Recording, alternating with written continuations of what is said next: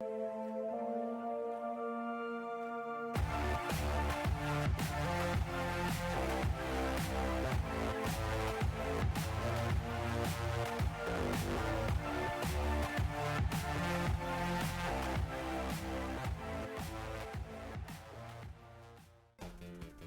everyone, how's it going? Geek here, and today we're doing something a bit different than my normal bi-weekly updates. Instead of the normal discussion on any updates I made to the Flash game these past weeks, we'll be playing a new fan game, Sonic: A New Beginning.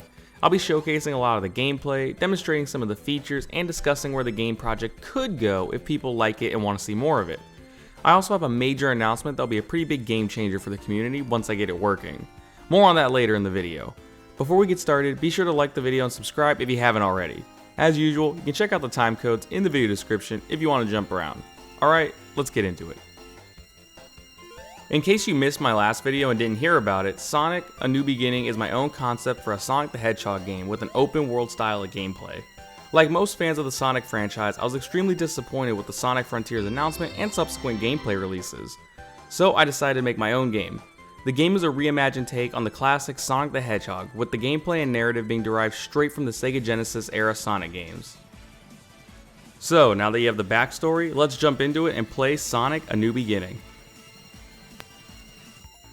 Just as a heads up, now that we're seeing the gameplay uninterrupted, I won't be going out of my way to show the locations for any of the hidden items. If you happen to catch sight of any in the background during the gameplay, take it as a free hint, as you know where to look later. Now, on to the gameplay. Honestly, this cutscene, the opening cutscene, is like my favorite part of the game. I worked so hard on that.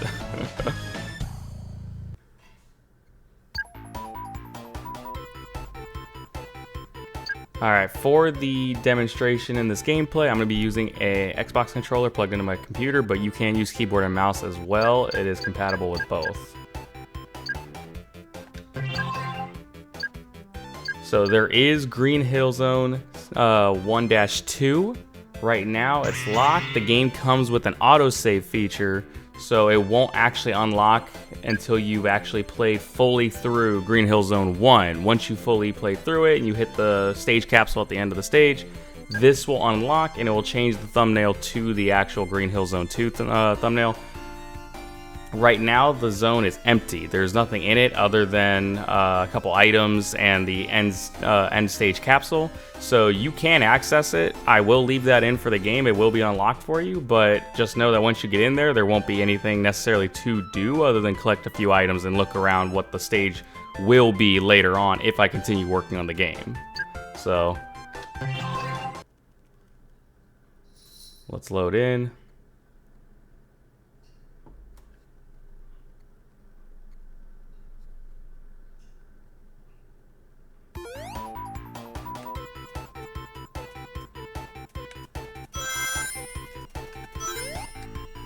Honestly, playing the game, it's so like fun for me just because it's nostalgic. Like hearing because it's like all the music, all the in-game sound effects, they were taken straight from the Sega Genesis Sonic games.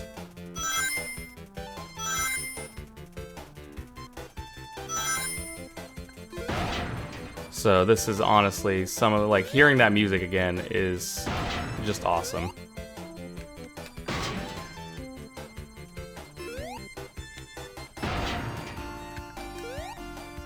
The controls, they're very straightforward. Thumbstick moves, or WASD if you're on keyboard, and then just jumping and moving around. That's all you have to do.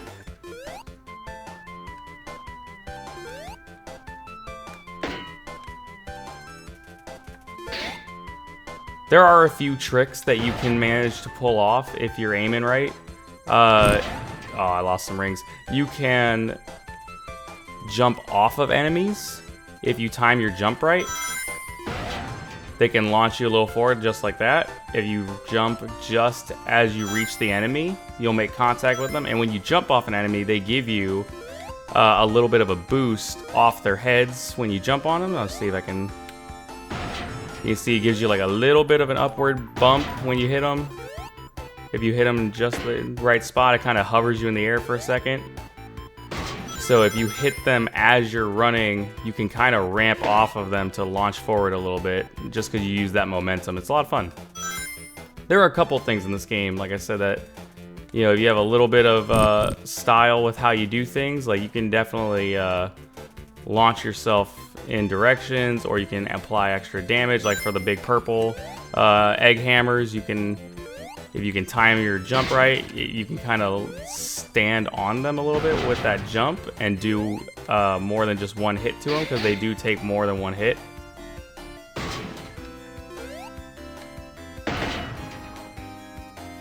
It's kind of hard to do, but if you can aim correctly at their shoulder area, you can kind of hover in there like that. And one more should do it.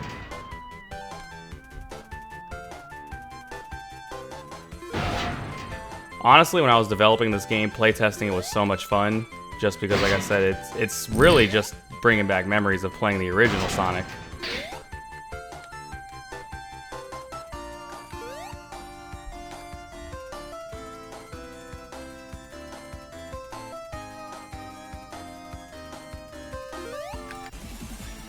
Going supersonic, man. So much fun.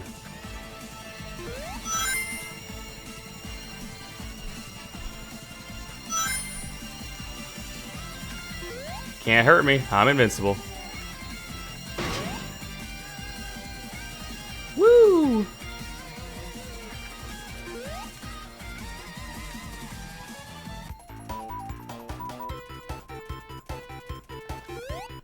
So, the world is obviously really big, and this is the typical size for all the zones in the game. Green Hill Zone 1, obviously, like we're in, it's pretty big. Green Hill Zone 2 is actually the exact same size. Different landscape, but same general size of it.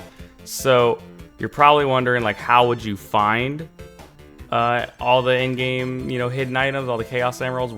How would you even know where to look? They're all pretty small. They're actually smaller than Sonic. That they could fit in his hand. How would you know where to find them? So if you can hear that, I don't know if you can hear it too well over my narration. I'll go show one just because it's fine. You can hear in the background a kind of like whistling noise like you could in other games, where you can actually hear where it's coming from, and you can kind of hear the direction because of how the sound is set up. You can hear the direction of like where that sound is coming from. If you collect all 7, you get a fun little bonus. You get a little benefit for collecting all the emeralds. So, and they also power you up, give you a lot of energy, so that's fun. Woo! Honestly, even if I wasn't a content creator and like I wasn't making stuff for other people, this would be so much fun to have just for myself. I would have made this game solely for me. If you noticed, it took only like 2 hits for me to kill one of the egg hammers as supersonic. That is because you do bonus damage as supersonic. So it normally takes between 5 or 6 hits as regular Sonic to take out an egg hammer. It only takes like 2 or 3 at max to take one out as supersonic.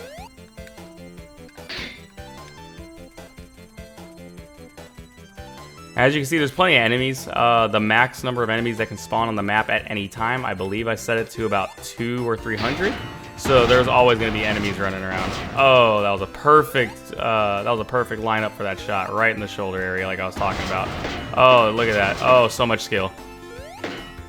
It's honestly harder to like aim that than you think, but that's so much fun doing it.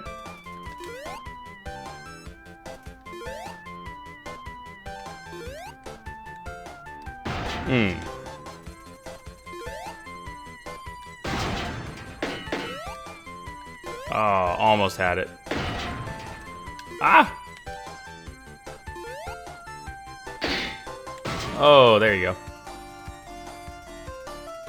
But no, seriously, like this was really fun. So I experimented with a lot of different things for the gameplay. I didn't know if I wanted to have like the rings respawn and not include the hearts. The hearts were a weird inclusion. So I just know in Sonic, right, if you lose your rings, you one more hit and you're dead. But like that doesn't seem like it would fit an open world game, like especially one where I plan on having other obstacles if I continue developing the game. So it's just kind of a hard thing to set up.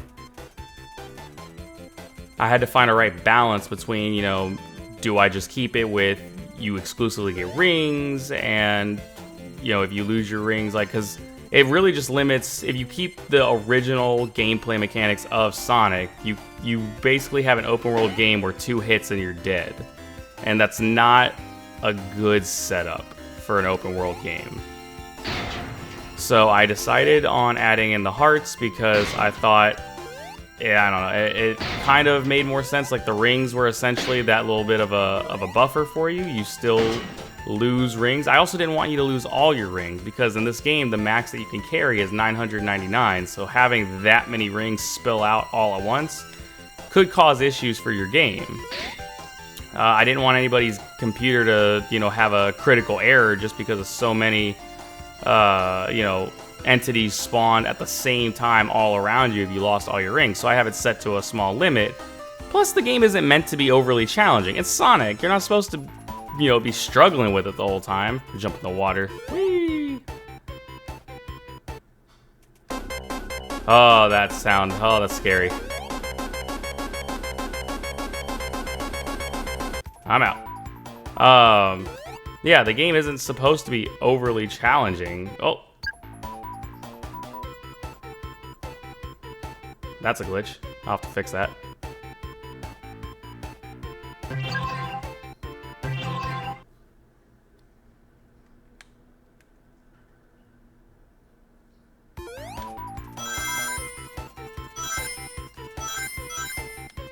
And this is why I test the game before I ship it out. Now I know I need to make sure that counter is resetting when you get out of the water. Whee! Yeah, no, I'll make sure I fix that before I ship the game out. The game is coming out tonight, so Patreon members, I hope you're excited. You're getting a Sonic game tonight. I'm sending it out. It's going to be uploaded in a post. It's going to have a manual I'm going to work on today. So the game will come out tonight for the higher tier Patreon members, and then it will come out next week for the lower tier Patreon members. Speaking of Patreon, you know, the bonuses, guys, the vote is in, and it looks like the space travel, the space exploration Atrocitus game is the winner. Yeah, 2 votes. I only had the 2, but, I mean, 2 votes is bigger than no votes, and Atrocitus won. So I was honestly surprised. I thought the mobile version of the CW Flash game would win out, but hey man, people like Atrocitus, I guess. If I'm being shocked, I thought Moon Knight was going to get more attention from Patreon members, but it also depends on who can vote, and I only got the 2 votes, and apparently the people who can vote really liked Atrocitus. Alright, where's that stage capsule? So we can see what that looks like for you guys.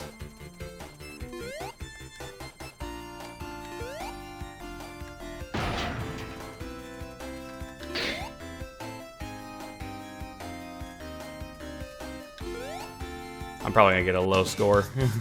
Yeah, because I didn't really kill anything on the second playthrough. Oh, I got a D. Whoops. But yeah, now you can see, now stage 2 is open. So that's Sonic A New Beginning. It's pretty fun. It's just really nostalgic. And I'm hoping Patreon members enjoy it. So,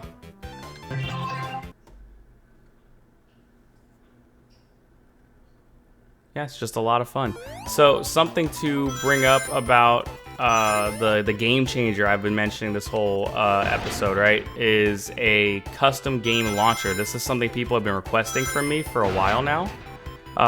They've wanted something that they can just open and not have to worry about updating all my games every time I release a new version or I release a new game. They don't want to have to keep trying to figure out how to work downloads. Apparently that's really hard. I didn't think it was that big a deal, like unzipping things, but apparently that is a big deal. So what happened was I was kind of playing around with the idea of maybe implementing my own launcher like people were asking for, but then I found I never really got around to it, but I found a solution online to make my own custom launcher. I can have as many pages as I want. You know, it's a whole professional tool thing I found online, and I can upload, I can use an online, you know, basically like server for the launcher. It will hold all the game downloads and information. I can upload any game updates to it. And then when people open the launcher, it will automatically link to that server, and it will install any kind of updates or allow you to install new games, things like that. There's a lot of features and cool things to kind of investigate on it. So I have to do a lot of research into like all the things that the tool set can do for me. But yeah, it's really cool. So I am working on implementing my own launcher right now. It's not ready yet. I was hoping I'd be further along with it, but there's kind of a steeper learning curve than I was expecting. So the game is coming out now, but eventually when the custom launcher comes out, this game and the Flash game will both be implemented into it. So at that point, you won't be able to, or you won't need to download updates from my website anymore. So, I mean, that's something to look forward to. A custom game launcher, the Gamer Geek Studios game launcher with all my fan games, you know, implemented, updates and everything automatic, man. It's pretty cool. It will also, if I start, you know, messing around with hosting, you know, online service for like game updates and patches and things like that. That's the other thing. The game launcher can update patches, or can implement patch notes and everything like that for me. So like people can like, if they report like bugs or anything like that, I can go in, patch it, send a patch out through the game launcher, and it will install it for us like as soon as you open the game again. It's pretty cool, man. Like, I'm really happy I found it.